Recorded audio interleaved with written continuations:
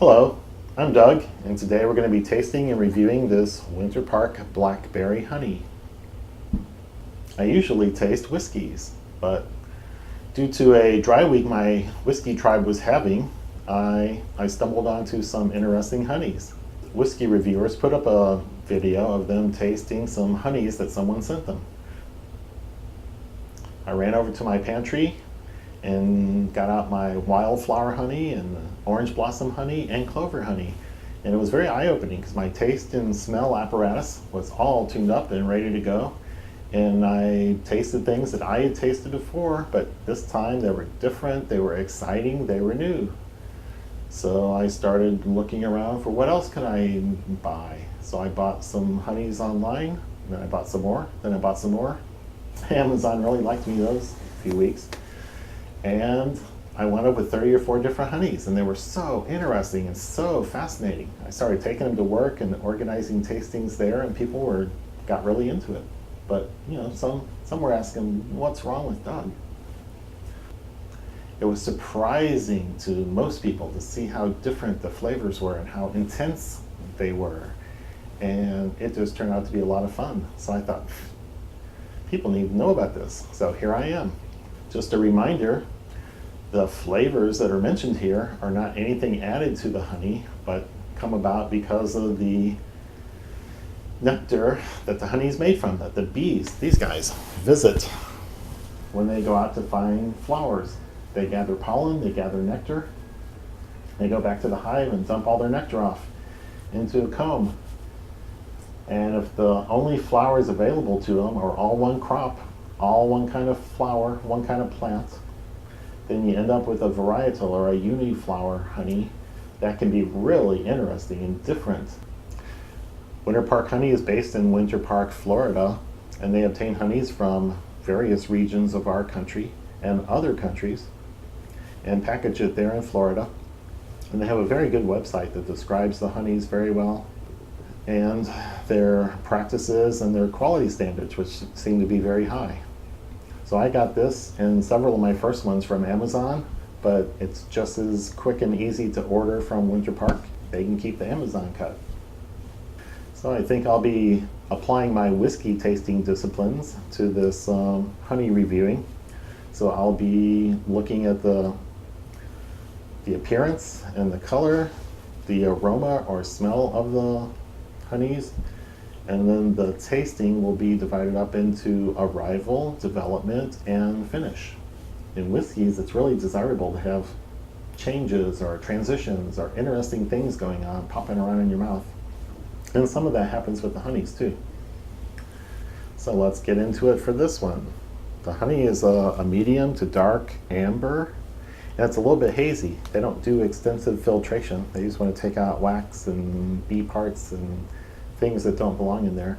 But I think they're leaving behind some pollen and maybe yeast or other microbes or things that are in there.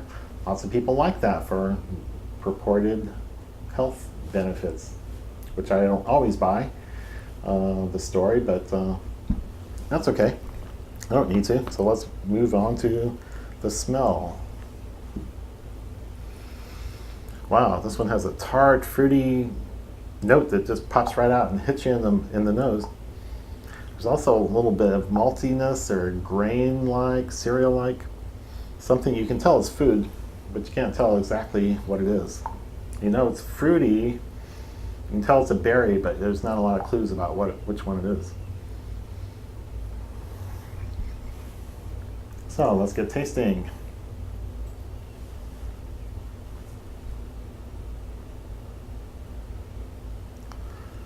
So on the tongue. Wow. Big, bold, bright, sweet, rich fruit note. It's right up front. You don't have to go hunting for it. It comes out and hits you. And there's not a lot of honey-like characteristics, surprisingly. It's fruity and some berry, most people would say, I think, but not enough clues to identify what it is. But it's just really good.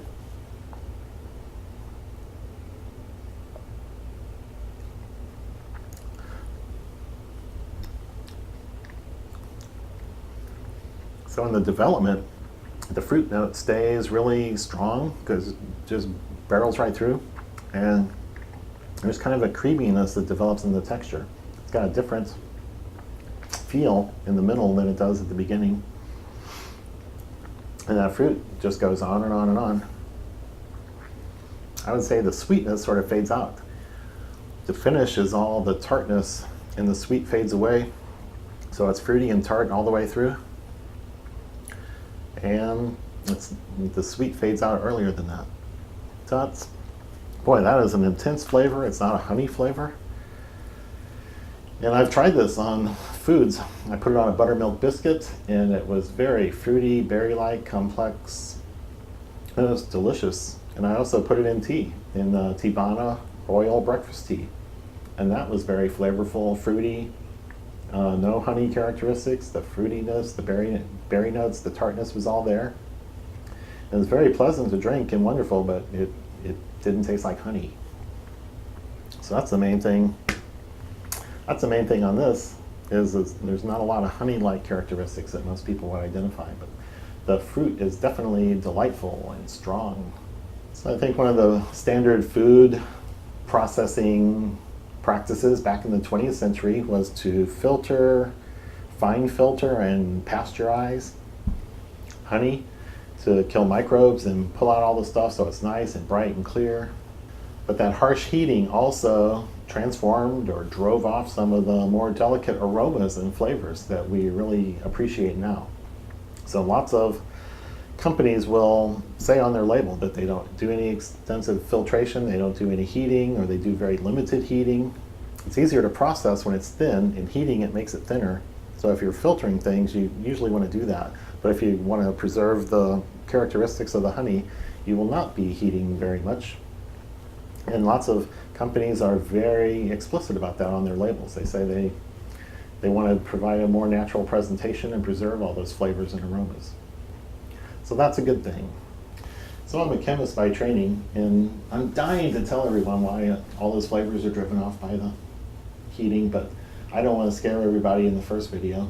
So I'll wait till a later one and describe lots of chemistry things, chemical structures and all the esters and sugars and all sorts of things, but not this time. So if you're interested in the honeys that I review here, I'll put links down below in the description. And if you like this review, give it a thumbs up, subscribe to the channel, like the video, click on that bell to get a notification when a new video comes out. I'll try to put them up on Mondays and Thursdays. And be sure and comment on the channel and interact a little bit. Tell me I don't know what I'm talking about. Our food doesn't have to be so interesting or enjoyable, but it is. Genuinely thankful attitude is going to rub off on others around you. So I'm thinking that I'm going to end up with 20, 25 different honey reviews, and then we'll move on to other things like black licorice or Scottish shortbread or spicy pickled thing, and then a little niche of this and a little niche of that. So subscribe and comment.